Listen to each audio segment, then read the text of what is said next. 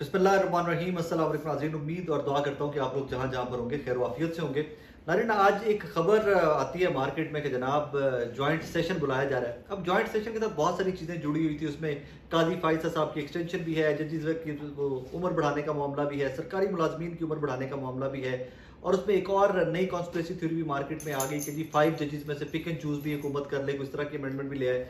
अब उन अमेंडमेंट्स के बीच में ही रात को एक, आपको याद है, मुलाकात हुई मौलाना फजलुर रहमान साहब की पाकिस्तान तहरीक इंसाफ के वक्त से।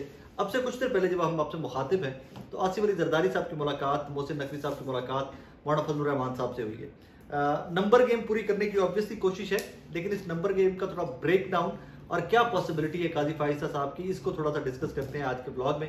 मेरे साथ वसीम मलिक साहब मौजूद हैं। वसीम साहब अस्सलाम वालेकुम। वालेकुम सलाम सर। भाईजान, काई साहब की एक्सटेंशन का जो रौला था पहले, उसके ऊपर पहले हमने देखा कि जी नेशनल असेंबली में तो नंबर पूरा नहीं है, सेनेट में भी नंबर पूरा नहीं है, तो आईनी तरमीम कैसे पॉसिबल है? अच्छा साकिब भाई, मैं पहले दिन से इस मामले पे बड़ा क्लियर हूँ और वो मेरे पास कोई खबर नहीं थी। एक तो जब मैंने रियलिटी थी पार्लियामान की, जब नंबर गेम देखी, और उसके बाद मैं अब एक स्टेप फर्दर आता हूँ कि आप आईनी तरमीम कर भी लेते हैं, जो कि अभी तक पॉसिबल नहीं है। हम आगे जाके उस पर भी बात करते हैं, डिटेल में आते हैं। हाँ, लेकिन अगर ये आईनी तरमीम कर भी लेते हैं सर, वो सस्टेन नहीं रहेगी। और अगर ये लड़ाई उस हद तक खौफनाक लेकर जाना चाहते हैं तो फिर 1997 वाली एपिसोड सुप्रीम कोर्ट में रिपीट हो सकती है कि फिर सुप्रीम कोर्ट के 2 चीफ जस्टिस साहिबान होंगे, 2 कॉज लिस्टें जारी होंगी और ये मामला उस हद तक जा अच्छा, ये पंजाब में हमने देखा है, पंजाब में भी एक टाइम पे 2 चीफ मिनिस्टर आ गए थे, एक फ्लैटिस होटल में इजलास होता था और एक पंजाब असेंबली में होता था। बिल्कुल ऐसा ही है। तो अब सबसे पहले हम डिस्कस कर लेते हैं कि ये जो आईनी तरमीम है, नंबर गेम है, ये पॉसिबल है या नहीं है। और मैं आपको आईने पाकिस्तान की जो रेलेवेंट प्रोविजंस हैं उसको कोट करके बता देता हूँ। अगर हम आईने पाकिस्तान का आर्टिकल 175 और उसका जो सब सेक्शन 3 है वो देखें तो वहां पर दर्ज है कि जो मोस्ट सीनियर जज ऑफ सुप्रीम कोर्ट होगा वो चीफ जस्टिस बनेगा। मंसूर अली शाह साहब, बहुत क्लैरिटी है, ठीक है। और दूसरा मतलब ये मंदुखेल साहब और 5 में से 5 तो यहाँ पे डेड हो जाते हैं आईनी तरमीम के अलावा पहली बात।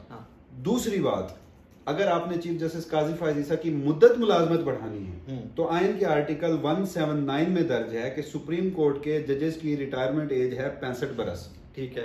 अब इन दोनों आर्टिकल में 179 और 175 में आपने कॉमा और फुल स्टॉप भी तब्दील करना है, बिल्कुल, तो आपको आईनी तरमीम दरकार है, ठीक है। अब थर्ड चाहिए आपको, सेनेट में भी, नेशनल असेंबली में भी। अब आईनी तरमीम कैसे होगी, उसके लिए हमें आईने पाकिस्तान के आर्टिकल 239 उसको देखना है।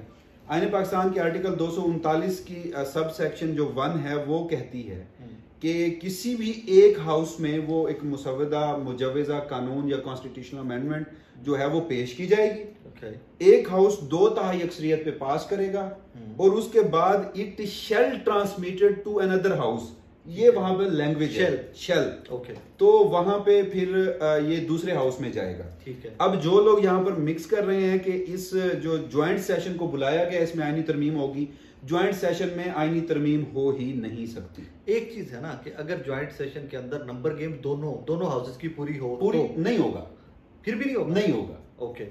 आईनी फिर भी एक हाउस स्टार्ट करेगा, इनिशिएट करेगा, फिर दूसरे में पास दूसरा, अच्छा, एक हाउस इनिशिएट करता है, उसमें कुछ मेंबरान की रिजर्वेशंस होती हैं, उसमें कुछ ऐड करना है, कुछ निकालना है, और उस रिजर्वेशंस के साथ वो हाउस पास कर देता है। तो वो जो ऑब्जेक्शंस होंगी दूसरा हाउस उसको मद्देनजर रख के उस पर डिबेट करके फिर पास करेगा, बिल्कुल ठीक है। इसकी मैं मिसाल आपको 2015 में माजी में लेके जाता हूँ।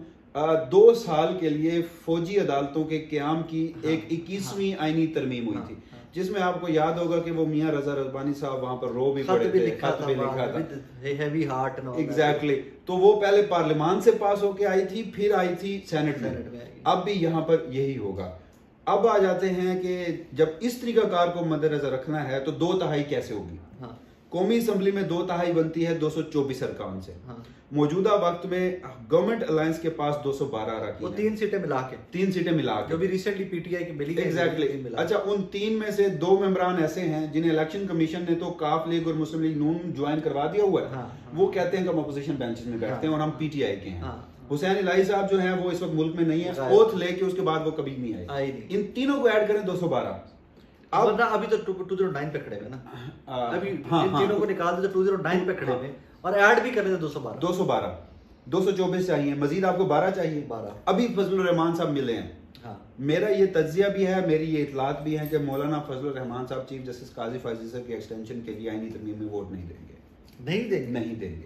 लेकिन अगर आसिफ अली जरदारी साहब उन्हें मना भी लेते हैं, अगर उनके वोट उधर चले भी जाते हैं तो भी नंबर गेम पूरा नहीं होता। कैसे के वोट चले भी जाए 6 हैं उनके पास बराह रास्त नशिस्तें, 2 हैं मखसूस 8 4 फिर कम। अब उन 4 में से क्या आप MWM को तोड़ेंगे? क्या आप पाकिस्तान तहरीक इंसाफ को तोड़ेंगे? अगर तोड़ेंगे तो डिफेक्शन क्लॉज। हाँ, या फिर पीके मैप की भी एक सीट है। हाँ। इनको तोड़ेंगे। अगर ये 3 भी चली जाए फिर भी एक नशीस बाकी है। मतलब हम पॉसिबिलिटी पे बात कर रहे हैं। ठीक है, सिनेरियो ड्रॉ कर रहे हैं ना। एग्जैक्टली। अब कुछ लोग आज सोशल मीडिया पे मैंने ये भी देखा कि बड़े जयद सहाफी हैं, वो ये भी कह रहे थे कि जी डिफेक्शन क्लॉज तो कॉन्स्टिट्यूशनल अमेंडमेंट में लगती नहीं है। हुजूर, सादा सी बात है, आईने पाकिस्तान का आर्टिकल 63 सब सेक्शन 1 खोलिए, वहां पे 4 मवाकों पर डिफेक्शन क्लॉज लगती है। वजीर आजम, वजीर आला का इंतखाब, वजीर आजम वजीर आला के खिलाफ अदम एतमाद, बजट यानी मनी बिल और कॉन्स्टिट्यूशनल अमेंडमेंट। फिर आइन बड़ा वाजे है। फिर मजीद आगे बढ़ते हैं, 63A के ऊपर सुप्रीम कोर्ट ऑफ पाकिस्तान की एक जजमेंट है। उस जजमेंट में जस्टिस मुनीब अख्तर ने वो तहरीर शुदा जो जजमेंट जो इनफील्ड है, रिव्यू है, पेंडिंग है, नहीं लगा, वो जजमेंट इनफील्ड है।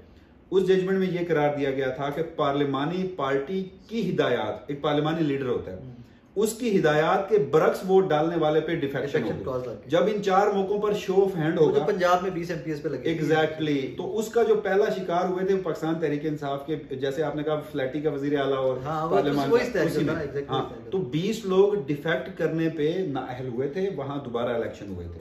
तो ये सारा जब सिनेरियो हम डिस्कस कर रहे हैं तो इसमें आईनी तरमीम मुझे अभी तक मुमकिन नहीं लग रही, और उसी के नतीजे में मैं पहले दिन से कह रहा हूं कि चीफ जस्टिस की एक्सटेंशन नहीं होगी। हाँ, उन्होंने 26 अक्टूबर को जाना। अब मैं आ जाता हूं कि क्या अगर ये आईनी तरमीम किसी तरीके से हो सकती है, हो जाए, पीटीआई के लेट्स सपोज पीटीआई भी डिसाइड कर लेती है कि जी हमने वोट देना है, उसके बाद आप ये आईनी तरमीम करके ये जो एक मुजव्वजा जुडिशियल पैकेज है उसमें ये सिर्फ चीफ जस्टिस की एक्सटेंशन नहीं है, सरकारी मुलाजमीन का, और सरकारी मुलाजमीन, और फिर उस मुजव्वजा जुडिशियल पैकेज में जो वजारत कानून और जो हुकूमती जराए हैं वो ये बताते हैं कि वो इतनी खौफनाक है कि उसमें आप हाई कोर्ट के जजों को शफल करेंगे। आप Islamabad high court for example के बाबर सत्तार साहब को यहाँ से उठाएं बलोचिस्तान भेज दें, ऐसा ही है, यहाँ से उठाएं कहीं और भेज दें। हालांकि कैपिटल के जजेस जो है, इस्लामाबाद हाई कोर्ट के जो जजेस हैं, उनका मामले अलग है। सर इसमें देखें एक मेलाफाइड इंटेंट आ गई ना आपकी, कि जी एक जज जो आपको आपकी जो इन्वॉल्वमेंट है वो उस पे मुदाखलत पे आपको मान नहीं रहा, आपकी अपनी मर्जी के जुडिशियल आउटकम्स के लिए। मैं वाजे कर देता हूँ कि होती तो इसी तरह से है ना कि अदलिया में मुदाखलत होती है जुडिशियल आउटकम्स के लिए, तो वो आपको आपकी मर्जी के जुडिशियल आउटकम्स नहीं देता, आइन और कानून के मुताबिक फैसला करता है, तो आप उसे बलूचिस्तान हाई कोर्ट की किसी बेंच में किसी रजिस्ट्री में डाल दें, Multan registry Lahore high court डाल दें, पिंडी में डाल दें, ये है। तो जब मैं सारा मामला देखता हूं तो इसमें जब आप एक 5वें शख्स को वजीर आला चीफ जस्टिस बना देंगे तो लेट्स सपोज जो 4 सीनियरिटी में होंगे आप उन्हें सुपरसीड करके जब आगे जा रहे हैं तो ये बराह रास्त अदलिया की आजादी से ये मामला जुड़ा बिल्कुल ठीक। और अदलिया की आजादी एक आप कह लें कि इंटरनेशनल स्टैंडर्ड है, और ये आइन में ही दर्ज है कि सुप्रीम कोर्ट ऑफ पाकिस्तान को ये अख्तियार दे रखा है आइन ने कि वो कानून और आईनी तरमीम उसको देख सकती है, जांच सकती है, बुनियादी हकूक को मद्देनजर रखते हुए और अदलिया की आजादी को मद्देनजर रखते हुए। अगर ये तरमीम हो जाती है तो ये तरमीम उड़ा दी जाएगी फिर सुप्रीम कोर्ट से। और मैं एक मिसाल दे देता हूं, जो 21वीं आईनी तरमीम की हम बात कर रहे हैं फौजी अदालतों की, मौजूदा वक्त के चीफ जस्टिस काजी फायजी साहब जब जस्टिस काजी फायजी साहब होते थे और बड़े हाई पेडेस्टल पे एंटायर एस्टैब्लिशमेंट और जो भी उनके खिलाफ एक पूरी एक गर्दान अलामते थे हमारे कुछ लोग दोस्त साथी, तो उन्होंने 21वीं आईनी तरमीम को उड़ा के रखा था।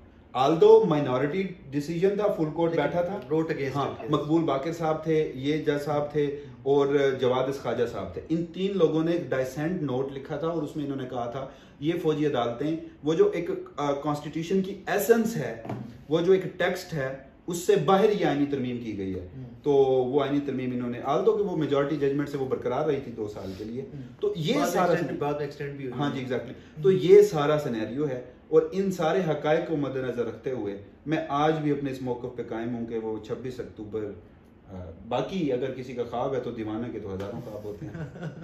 अच्छा, इसमें एक और एंगल है, पॉलिटिकल एंगलिंग भी है इसकी, थोड़ी सी उसको भी डिस्कस कर लेते हैं। पॉलिटिकल पॉसिबिलिटीज में से एक आर्टिकल 6 पाकिस्तान तहरीक इंसाफ के ऊपर पाबंदियां, या कहीं पर ये पैगाम देना कि जनाब हम सारे इकट्ठे हैं। मतलब मुझे ये भी मेरी अंडरस्टैंडिंग है कि इसमें पॉलिटिकल एंगलिंग इसमें ये हो सकती है कि हम सारे इकट्ठे हैं, we have to give out this message. आपकी बात ये दुरुस्त है, क्योंकि इस वक्त जुडिशरी जिस हद तक गई मखसूस नशीस्तों के मामले पर पार्लियामान ने जो अपने मसल्स दिखाने की कोशिश की, लेकिन जब हम सोचते हैं ना कि ये जो एक मुश्तरका इजलास बुलाया गया है, ये जो सिंपल लेजिस्लेशन है सर, ये मुश्तरका इजलास के बगैर भी हो सकती थी। बिल्कुल। तो अगर ये मुश्तरका इजलास बुलाया गया तो उसमें मैं मौजूदा लम्हों में पूरा पॉलिटिकल सिनेरियो अपने सामने रखता हूँ, तो मुझे एक चीज़ नज़र आती है। वो चीज़ ये है कि गालिबन 10 अक्टूबर को इस्लामाबाद में बल्दियाती इंतखाबात है। और उन बल्दियाती इंतखाबात को इलेक्शन कमीशन को इसलिए अनाउंस करना पड़ा कि गुज़श्ता 2 साल से इस्लामाबाद हाईकोर्ट पीछे पड़ी थी। और आपने वहाँ पे कमिटमेंट दे रखी थी, आप 2 साल तो उसको इल्तवा में रखने में कामयाब हुए, लेकिन अब इलेक्शन कमीशन के पास रास्ता नहीं था। तो अब मुमकिन तौर पर कोई नया इस्लामाबाद का बल्दियाती एक्ट पास हो जाए, कोई नई कानून साजी हो जाए, एक्ट भी पास हो जाए, तो आई डोंट थिंक सो कि ये इतना बड़ा इशू था कि इसके लिए जरदारी साहब रात को पीपल्स पार्टी शहबाज शरीफ साहब से मिलती है, आज जरदारी साहब फजलुर रहमान साहब को घर जाके मिल रहे हैं, मोहसिन नकवी साहब उनके साथ हैं और मुलाकात बड़ी बज़ाहिर खुशगवार नजर आ रही है। ज्वाइंट सेशन आ जाता है और ज्वाइंट सेशन उन डेट्स में आता है कि जो क्रूशियल मोस्ट टाइम्स चल रहे हैं आपके।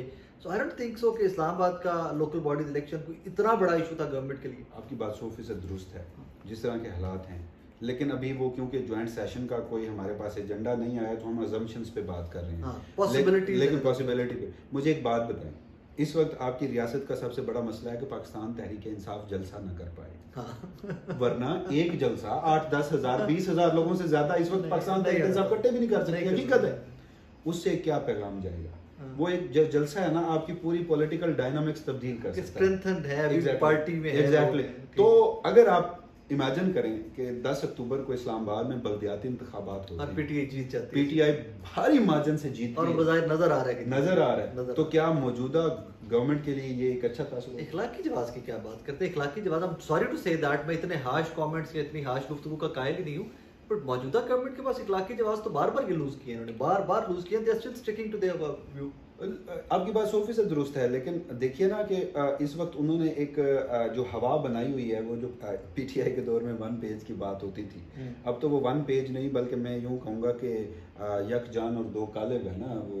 हाँ, वो तो उन्होंने कहा, शहबाज शरीफ साहब खुद भी कहा। तो शहबाज शरीफ साहब की तो एक आदत है कि उन्होंने शायद ये एक रास्ता बड़ा खूबसूरत अपना लिया है कि आप पब्लिकली भी जाके कह दें कि मान जाओ जी कि वो जिस तरह उन्होंने कसीदे पढ़े थे शान में। तो लेकिन मैं ये समझता हूँ कि अभी तक जब एजेंडा नहीं आया और ये आईनी तरह मीम भी मुझे मुमकिन नहीं लग रही, और अगर होम भी तो अदलिया उसे स्ट्राइक डाउन कर सकती है, तो उसके बाद अब फिर इंतजार कर लेते हैं कि एजेंडे September is going to be very very interesting in Islamabad. नाज़रीन, सितंबर का मुझे वसीम साहब को, मैं रिसेंटली अपने काम के सिलसिले में यू नो दैट मूव हुआ, तो मुझे वसीम मलिक साहब थोड़ी देर पहले भी कह रहे थे कि जरा छुट्टियां खत्म होने दो, सुप्रीम कोर्ट की जजेस की और कोर्ट्स की छुट्टियां खत्म होने दे, उसके बाद देखिएगा कैसे कैसे पटाखे फूटते हैं। सो आई होप एंड प्रे कि ये सारे पटाखे जो है पॉजिटिवली फूटे, मुल्क के लिए बेहतरी के लिए फूटे, आपके और मेरी बेटरमेंट के लिए फूटे। इंशाल्लाह नेक्स्ट वीडियो तक इजाज़त दीजिए, अपना ख्याल।